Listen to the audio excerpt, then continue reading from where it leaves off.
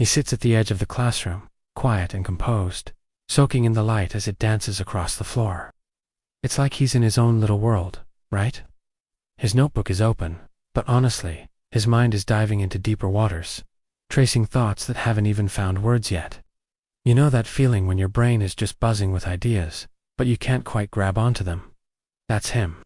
Around him, the world buzzes with life, laughter, chatter, footsteps, all racing by, as if they're in a competition to prove they exist. But he doesn't feel the need to rush. Instead, he observes. He absorbs everything, like a sponge, soaking up all the little details. He listens, really listens, to the symphony of sounds that swirl around him.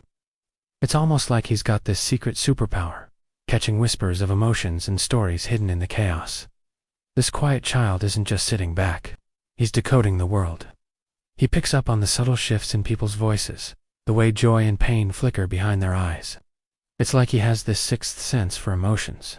He notices things that most people overlook. How someone's smile fades just a second too soon. How a teacher's tone softens for one student, while it sharpens for another.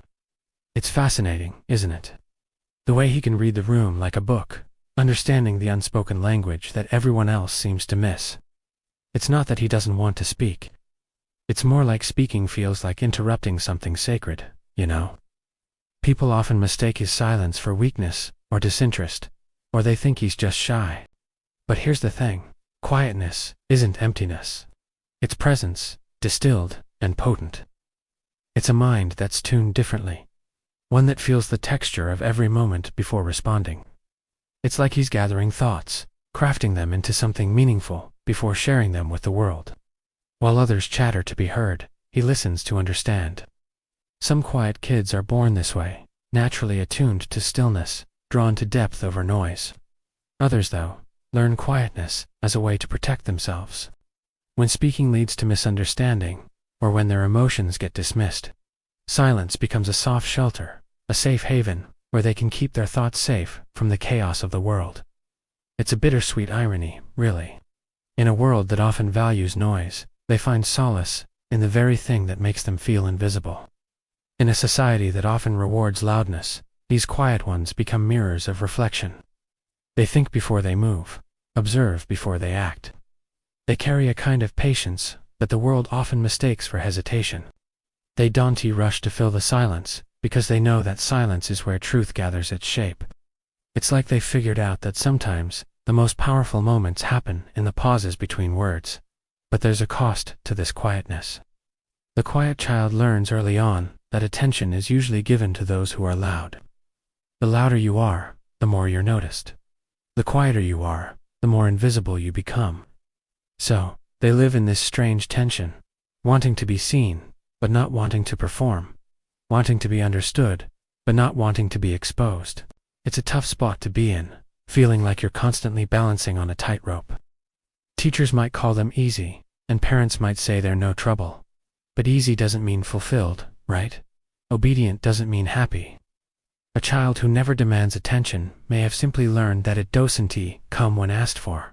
So, they stop asking. They turn inward. They write stories in their heads, build entire worlds that no one knows about. It's like they're crafting these beautiful, intricate tapestries of thought, but they're hidden away, waiting for someone to notice. Finding comfort in invisibility is a double-edged sword. It brings peace, but also loneliness. As they enter adolescence, this quietness becomes a language of survival. While peers compete for space, the quiet child watches patterns unfold. They see how people try to become louder versions of themselves, just to feel seen. It's almost like a dance, where everyone is trying to outshine each other, and he's just sitting back, taking it all in. They watch, they learn, and they wonder, is being heard worth losing who I am? Some will adapt. They'll wear masks, perform confidence, mimic loudness, but inside it drains them. Others retreat further, making peace with solitude, convincing themselves that they don't need to be understood. It's a coping mechanism, really, finding ways to feel okay in their own skin, even when the world feels overwhelming. Both paths carry the same ache, the feeling of living unseen. Yet, in that stillness, something powerful grows. Insight, creativity, empathy. The quiet child becomes the one who notices the cracks in systems, the unspoken tension in rooms, the beauty in the unnoticed. They become the artists, the thinkers, the healers.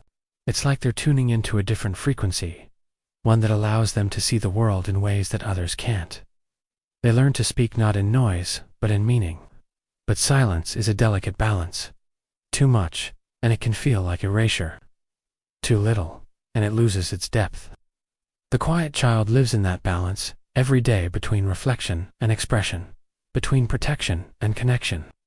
It's a constant dance, trying to figure out how to share their voice without losing the essence of who they are.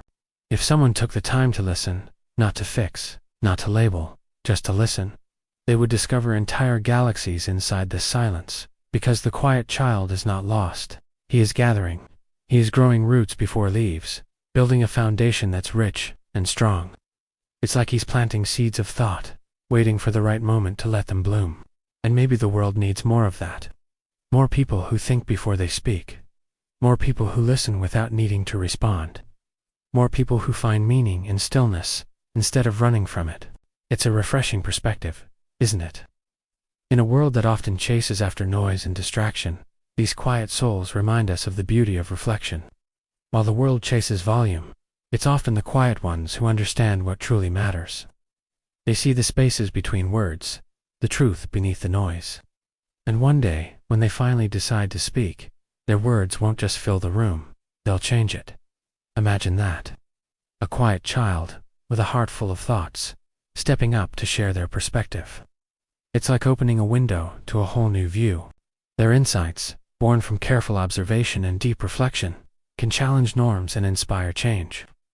So, let's celebrate those quiet souls. They might not always be in the spotlight, but they have so much to offer. They teach us the value of listening, of pausing, of truly connecting. And maybe, just maybe, they remind us that sometimes the most profound voices come from the quietest hearts. In a world that often overlooks them, they are the ones who can shine a light on what truly matters, reminding us all to slow down and appreciate the beauty of silence. Now, let's dive a little deeper into what makes these quiet children so special. Think about the artists we admire. Many of them are those who once sat in the corners, observing life unfold around them. Take Vincent van Gogh, for instance. His incredible ability to capture emotion on canvas came from a place of deep introspection. He didn't just paint what he saw, he painted what he felt, often channeling his inner turmoil into stunning masterpieces. His silence spoke volumes, didn't it? Or consider J.K. Rowling, who faced countless rejections before Harry Potter became a global phenomenon.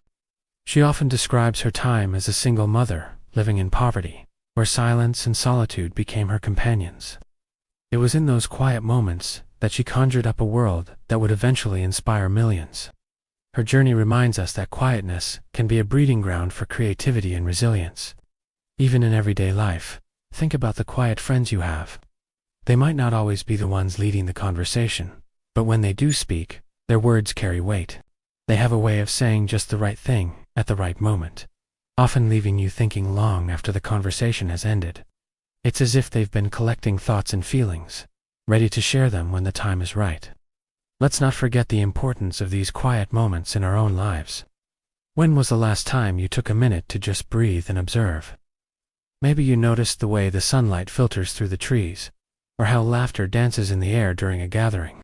These moments of stillness can ground us, reminding us of the beauty that often goes unnoticed in our fast-paced lives. In a world that often equates noise with importance, it's crucial to recognize the value of those who operate differently. They remind us that it's okay to take a step back, to listen more than we speak, and to appreciate the richness of silence. After all, some of the most meaningful connections happen in the quiet exchanges, the shared glances, and the understanding nods. So, let's create spaces where quietness is celebrated. Whether it's in classrooms, workplaces, or social settings, let's encourage those moments of reflection. Let's give everyone a chance to share their thoughts, no matter how softly they may speak. Because in doing so, we open the door to a world of insight and creativity that we might have otherwise missed. Ultimately, it's about balance. It's about recognizing that both